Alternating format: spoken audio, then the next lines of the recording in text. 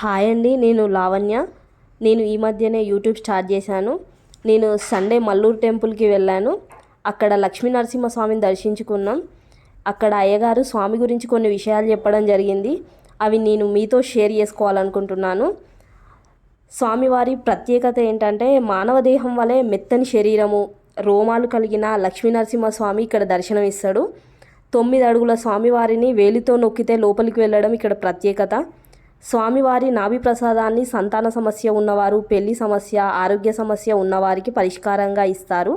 ఇది శని ఆదివారాల్లో ఇవ్వడం జరుగుతుంది.